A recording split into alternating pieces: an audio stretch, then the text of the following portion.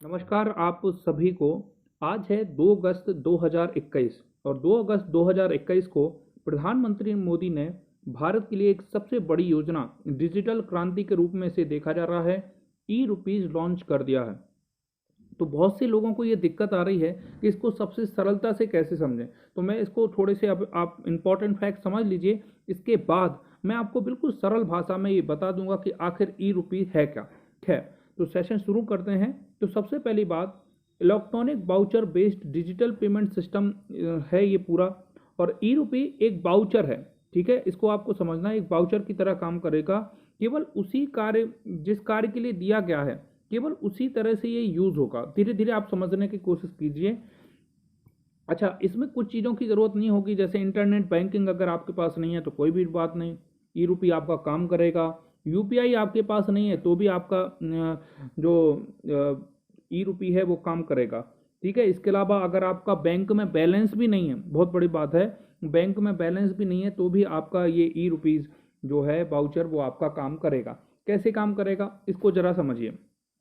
मान के चलिए मुझे आपको पैसे देना है और मैं चाहता हूं कि जिस चीज़ के लिए पैसे दिए हों उसी चीज़ में उपयोग हो, तो इसके लिए मैं क्या करूंगा, एक वाउचर जारी कर दूंगा। आप एक तरह से ये समझिए कि मैंने आपको एक खास तरह का नोट दिया है जो केवल भारत में ही चलता है ना। ये होता है ना, किसी देश की करेंसी अदर देश में नहीं चलती, ये चलती है तो थोड़ा सा मुश्किल होती है।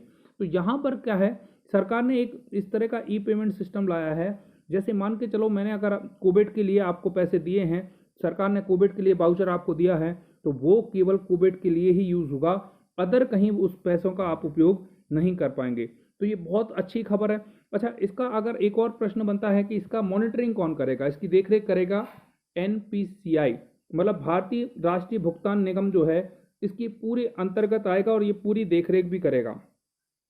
अच्छा, इसको और ज़रा समझो, ये प्रीपेड तरह का कार्ड होगा। मतलब क्या होगा, मतलब आप इसको आसान भाषा में ये समझिए। जैसे मान के चलो आप कई बार पेटीएम से, माफ़ कीजिए, जैसे आपको कई बार गिफ्ट आते हैं, है ना, ऑनलाइन गिफ्ट आते हैं, फ्लिपकार्ट से जैसे कोई गिफ्ट आया, तो उसमें दो तीन ऑप्शन होते हैं। एक तो होता है कैश ऑन डिलीवरी, ठीक है, तो कैश ऑन डिलीवरी आप कर सकते हैं। लेकिन जब आप किसी को गिफ्ट देते हैं तो वो पेमेंट आप ऑलरेडी पहले कर देते हैं और फिर आपके पास आता है। तो इस तरह का ये वाउचर होगा जो कि सीधे आपके मोबाइल से कनेक्ट होगा। क्लियर है। तो इसमें बहुत कुछ ज़रूरत नहीं है, केवल मोबाइल की ज़रूरत पड़ेगी।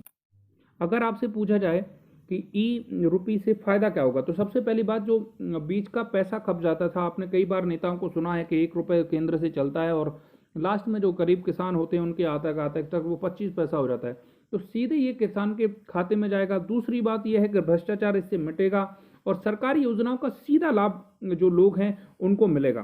क्लियर है। इसके अलावा भी यदि आप ई रुपीज़ से संबंधित कोई भी जानकारी आप चाहते हैं तो नीचे कमेंट बॉक्स में लिखिए, मैं पूरी उसको जानकारी को देने की कोशिश करूंगा। आपको ये जानकारी कैसी लगी नीचे कमेंट बॉक्स में लिखिए।